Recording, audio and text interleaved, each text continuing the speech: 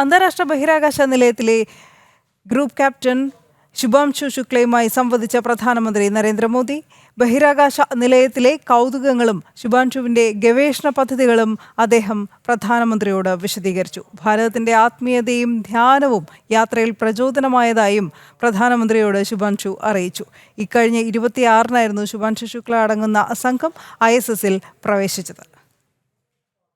आपकी विशेष का और 140 करोड़ मेरे देशवासियों की विशेष का मैं यहाँ बिल्कुल ठीक हूँ, सुरक्षित हूँ. आप सबके आशीर्वाद और प्यार की वजह से बहुत अच्छा लग रहा है. बहुत नया एक्सपीरियंस है ये और कहीं ना कहीं बहुत सारी चीज़ें ऐसी हो रही हैं जो दर्शाती हैं कि मैं और मेरे जैसे बहुत सारे लोग हमारे देश में और हमारा भारत किस दिशा में जा रहा है. ये जो मेरी यात्रा है ये पृथ्वी से ऑर्बिट की 400 किलोमीटर तक की जो छोटी सी यात्रा है ये सिर्फ मेरी नहीं है.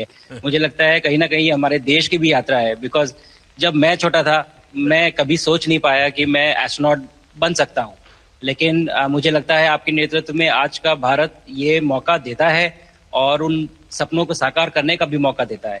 तो ये बहुत बड़ी उपलब्धि है मेरे लिए और मैं बहुत गर्व फील कर रहा हूँ कि मैं यहाँ पे अपने देश का प्रतिनिधित्व कर पा रहा हूँ.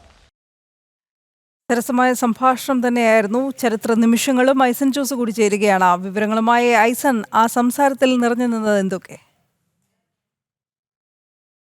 തീർച്ചയായും ആ സംഭാഷണത്തിൽ ഏറ്റവും പ്രധാനപ്പെട്ട ഘടകങ്ങളെന്ന് പറയുന്നത് അദ്ദേഹം അവിടെ നടത്തുന്ന ഗവേഷണങ്ങളും അവിടുത്തെ ആ അന്തരീക്ഷവും സംബന്ധിച്ചൊരു വിശദീകരണം തന്നെയായിരുന്നു. അത് എങ്ങനെയുണ്ട് ഈ അന്തരീക്ഷം എന്ന് ചോദിച്ചപ്പോൾ അതിനൊക്കെ കൃത്യമായ മറുപടി അദ്ദേഹം പറയുകയും ചെയ്തു. അത് അവിടെ നിൽക്കുന്നത് പ്രധാനമായും എടുത്തു പറഞ്ഞത് സീറോ ഗ്രാവിറ്റി സോൺ ആയതുകൊണ്ട്, അല്ലെങ്കിൽ വളരെ താഴ്ന്ന ഗ്രാവിറ്റി ഉള്ളൊരു പ്രദേശമായതുകൊണ്ട് തന്നെ ആ പ്രദേശത്ത് നിൽക്കുമ്പോൾ മുകളിലേക്ക് ഉയർന്നു പോകാതിരിക്കാൻ, ക്യാമറയുടെ ഫോക്കസിൽ നിന്ന് മുകളിലേക്ക് ഉയർന്നു പോകാതിരിക്കാൻ കാലുകൾ കെട്ടിയിട്ടിട്ടാണ് താനിവിടെ നിൽക്കുന്നത് എന്നൊക്കെ കൃത്യമായി അദ്ദേഹം ആ അന്തരീക്ഷം എങ്ങനെയെന്ന് കൃത്യമായൊരു മറുപടി, അല്ലെങ്കിൽ അത് ബോധ്യപ്പെടുന്ന ഒരു മറുപടി വളരെ ലളിതമായ ഭാഷയിൽ അദ്ദേഹം പറയുകയും ചെയ്തു.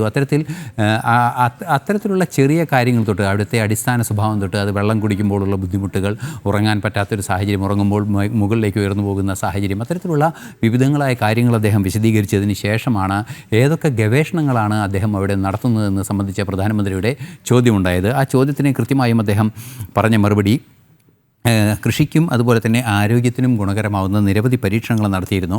നേരത്തെ അദ്ദേഹം പറഞ്ഞതുപോലെ ഈ സീറോ ഗ്രാവിറ്റി പൊസിഷനിൽ ചെല്ലുമ്പോൾ മസിലുകളുടെ പ്രവർത്തനം നിലയ്ക്കുന്ന അല്ലെങ്കിൽ കുറയുന്നൊരു സാഹചര്യം ഉണ്ടാകും, അല്ലെങ്കിൽ അതിന് ലോഡുകൾ കുറയുന്ന, മസിലുകൾക്ക് കൂടുതൽ ഭാരമില്ലാത്ത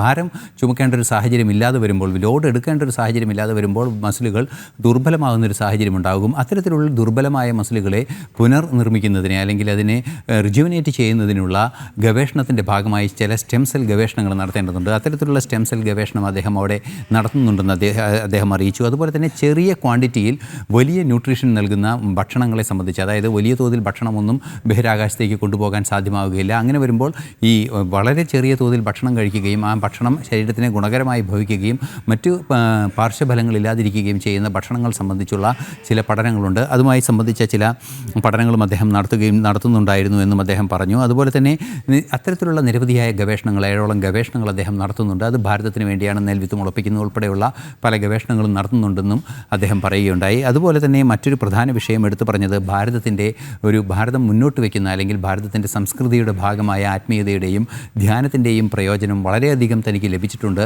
ഇത്തരത്തിലുള്ള ക്രിട്ടിക്കൽ സാഹചര്യങ്ങളിൽ കൃത്യമായ തീരുമാനമെടുക്കാൻ, സ്വസ്ഥമായി മനസ്സിനെ ചിന്തിക്കുന്നതിന് പ്രേരിപ്പിക്കാൻ അത്തരത്തിലുള്ള അനുഭവങ്ങൾ, അല്ലെങ്കിൽ അത്തരത്തിലുള്ള പരിശീലനങ്ങൾ തനിക്ക് സാധ്യമായിട്ടുണ്ട് എന്നും അദ്ദേഹം പറയുകയുണ്ടായി. അത്തരത്തിൽ ശാസ്ത്രവും അതുപോലെ തന്നെ മറ്റു രംഗങ്ങളെക്കുറിച്ചാണ് സംസാരിച്ചതെങ്കിൽ പിന്നീട് യുവാക്കൾക്ക് പ്രചോദനമാകുന്ന രീതിയിൽ കഠിനാധ്വാനം ചെയ്തുകൊണ്ടിരിക്കുക, ആ കഠിനാധ്വാനം ചെയ്യുന്നത് ലക്ഷ്യപ്രാപ്തിയിലെത്തുക തന്നെ ചെയ്യുമെന്നും അദ്ദേഹം പറഞ്ഞു. പ്രധാനമന്ത്രി അതിനെ കൃത്യമായൊരു ചോദ്യം ഉന്നയിച്ചിരുന്നു. അതായത് ഇന്നത്തെ യുവാക്കൾ ആകാശം കാണുക മാത്രമല്ല ആകാശത്തെത്താൻ ശ്രമിക്കുന്നു ഭാരതീയർ എന്നെല്ലാം തന്നെ അദ്ദേഹം പറഞ്ഞതിന് മറുപടിയായാണ് ശുഭാംശുവിൻ്റെ ഭാഗത്തു നിന്ന് ഇത്തരത്തിൽ ഒരു മനോഹരമായ മറുപടി ഉണ്ടായത്. മറ്റു കൗതുകകരമായ പല കാര്യങ്ങളും അദ്ദേഹം അവരുടെ ചർച്ചയിൽ കടന്നു വരികയും ചെയ്തു. അതിലേറ്റവും പ്രധാനപ്പെട്ടത് നമുക്കറിയാവുന്നതാണ് ഭാരതത്തിൻ്റെ രുചികൾ. അതായത് ക്യാരറ്റ് ഹലുവ പോലെ, അതുപോലെ തന്നെ മാംഗോ ബാർ പോലെയുള്ള അത്തരത്തിലുള്ള ആ ഉൽപ്പന്നങ്ങൾ, അത്തരത്തിലുള്ള രുചികൾ, മധുരങ്ങൾ ബഹിരാകാശത്ത് മറ്റു യാത്രികരുമായും അതുപോലെ തന്നെ ബഹിരാകാശത്ത് കഴിയുന്നവരുമായി പങ്കുവെച്ചുവോ എന്ന ചോദ്യത്തിന് അവരെല്ലാം അത് ആസ്വദിച്ചു, അത് വളരെയധികം രുചികരമായിരുന്നു എന്നും അദ്ദേഹം മറുപടിയായി പറഞ്ഞു. ഭാരതത്തെ ഭൂമിയെ ആകാശത്ത് നിന്ന് നോക്കുമ്പോൾ അതിർത്തികളൊന്നും കാണാനില്ല, ഭാരതം ഏറെ ചൈതന്യവത്തായി തോന്നുന്നു എന്ന രീതിയിലെല്ലാം തന്നെ അദ്ദേഹം പറയുകയുണ്ടായി. ഏറെ സന്തോഷത്തോടെയാണ് ശുഭാൻഷു പ്രധാനമന്ത്രിയുമായി സംബന്ധിച്ചത്. പ്രധാനമന്ത്രിയും ഏറെ പ്രതീക്ഷയോടെയും സന്തോഷത്തോടെയുമാണ് സംസാരിക്കുകയും ചെയ്തത്.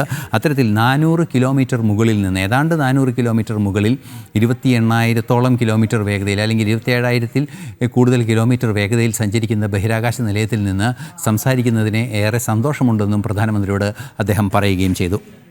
അനു. ശരി ഐസൻ.